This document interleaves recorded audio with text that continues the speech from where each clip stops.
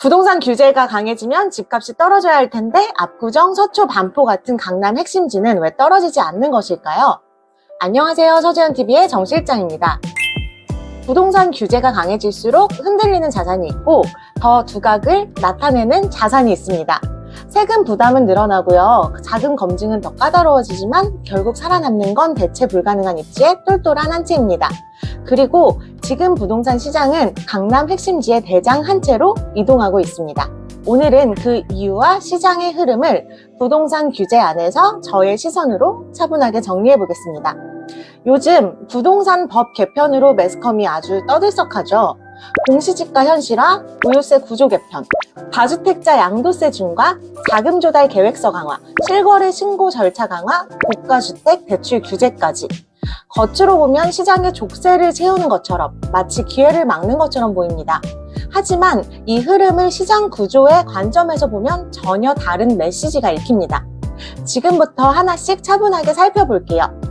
공시지가 현실화, 진짜의 의미는 무엇일까요? 공시지가는 국가가 정한 공식 집값 기준인데요. 이 기준이 오르면 뭐가 달라질까요? 먼저 재산세, 종합부동산세 같은 보유세의 계산 기준이 올라갑니다. 갑자기 세율을 올리게 되면 기존의 수많은 부동산 보유자들의 반발이 있을 수밖에 없는데요. 하지만 과세표준이 올라가면 세율을 올리지 않고도 세금을 구조적으로 늘릴 수가 있습니다. 여기서 중요한 건 단순한 세금 인상이 아니라 집값을 현실 가격에 가깝게 인정하겠다는 의미를 읽을 수 있어야 합니다. 정부에서 나서서 입지가 곧 가격이라는 것을 반영하고 공식적으로 인정하겠다는 입장을 분명하게 선언한 겁니다. 인상된 공시지가가 실거래가를 끌어올리는 역할을 할 텐데 모든 부동산에 다 해당되는 내용이 아니기 때문에 그만한 가치를 담은 자산이 더 부각될 수밖에 없을 거라고 생각합니다. 두 번째, 보유세 구조 개편과 다주택자 중과의 방향. 정부는 투기 수요를 줄이고 실수요 중심으로 시장을 재편하려는 움직임을 보이고 있습니다. 보유세는 계산 구조를 조정합니다. 또 공정시장가액의 비율은 인상하고 양도세는 보유 조건에 따라 달라지게 설계했습니다. 그러다 보니 세금 부담으로 인한 다주택자는 가장 좋은 한 채를 남기고 나머지는 서둘러 정리하려는 움직임을 보이고 있습니다. 이 흐름의 본질은 하나입니다. 여러 채를 보유하지 말고 남길 거면 가장 좋은 한 채만 가져가자는 거죠. 그래서 보유세가 강화될수록 똘똘한 한 채 선호 현상은 더 심화될 수밖에 없습니다. 세 번째, 자금 조달 계획서 강화. 왜 이렇게까지 하는 걸까요? 2020년도부터 조정 대상 지역에서 일정 금액 이상의 주택을 구입할 때 자금 조달 계획서 제출이 의무화됐죠.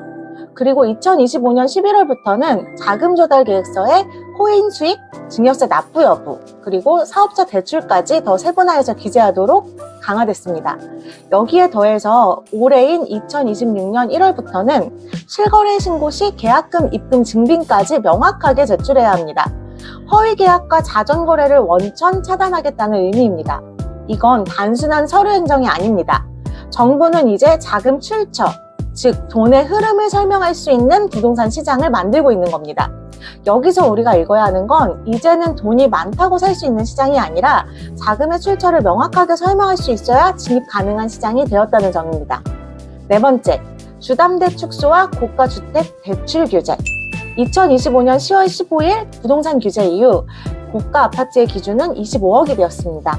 20억에서 30억대 구간에서 발생하는 시세 급등을 억제하고자 하는 목적이 컸지만 25억이라는 새로운 기준선이 등장하면서 좋은 입지의 핵심 아파트들은 오히려 매도 호가가 오르는 흐름을 보였습니다.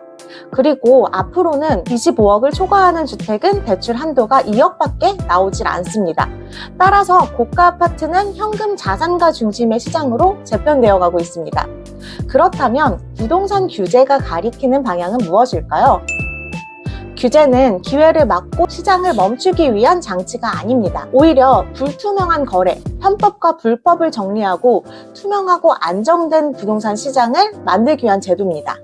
그런데 재미있게도 규제가 강해지면 강해질수록 가치 있는 부동산의 희소성은 더 부각되고 있습니다. 왜냐하면 진입장벽이 높아질수록 해당 진입장벽을 통과한 자산의 가치가 더 올라가기 때문입니다. 결국 무엇이 남게 될까요?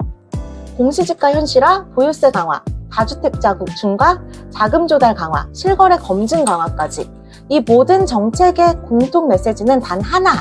애매하거나 상대적으로 가치가 덜한 자산은 정리되고 대체 불가능한 입지는 더 공고해진다는 것을요.